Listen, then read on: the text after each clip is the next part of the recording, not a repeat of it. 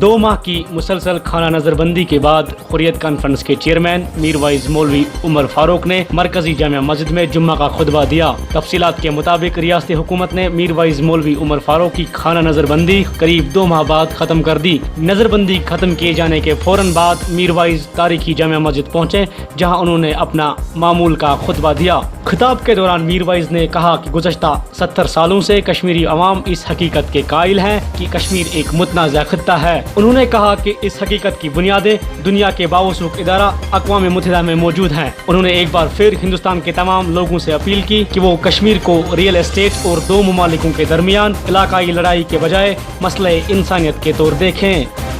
हुकूमत का ये तर्ज अमल कि बार बार क़यादत को बंद करना, जेलों में भर देना, नजरबंद कर देना,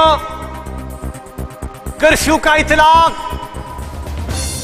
जामिया मस्जिद पर पहरे बिठा देना, लोगों को, आबादी को अपने घरों में महसूर कर देना, ये सारा अमल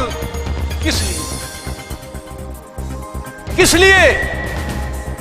क्या ये हकीकत नहीं है कि 70 साल से जम्मू कश्मीर के अवाम इस हकीकत को लेकर पैदा हुए और इस हकीकत को लेकर इस दुनिया से चले गए कि जम्मू कश्मीर एक मुतनाज़ा खित्ता है, जम्मू कश्मीर एक डिस्प्यूट है और दुनिया के सबसे बड़े आलमी इदारे अक़वाम मुत्तहिदा ने जम्मू कश्मीर के अवाम के साथ ये वादा किया कि उनको इस्तिफ़सार राय का हक दिया जाएगा।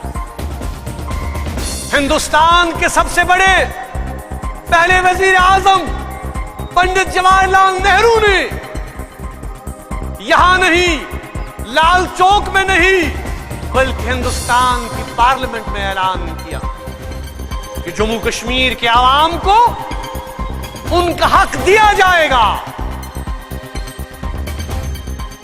नौजवानों, दोस्तों, आज तीसरी नस्ल है 47 के बाद से जो ये मुतालबा कर रही है कि उस वादे को पूरा किया जाए। आज जम्मू कश्मीर के लोग, यहां के अवाम इस बात के मुंतजिर हैं कि इस मसले को उनकी ख्वाहिशात और मर्जी के मुताबिक हल किया जाए। इधर नमाज जुम्मा के बाद हस्ब मामूल पुलिस और नौजवानों के दरमियान झड़पें देखने को मिली। पुलिस ने मुजाहिरीन को मुंतशिर करने के लिए आंसू गैस का इस्तेमाल किया।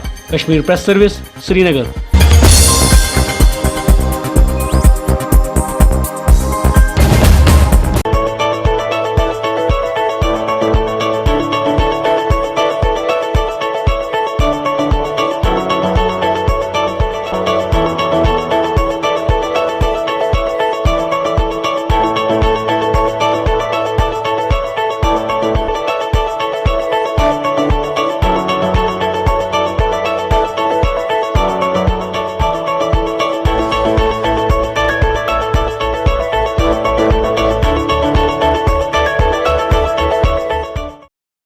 This news is brought to you by Hotel CS2, where quality rules.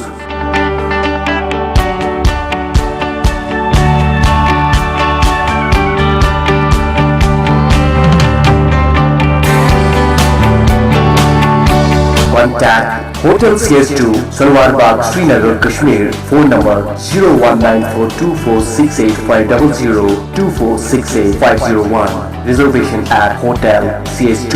Log on www.hotelcs2.com.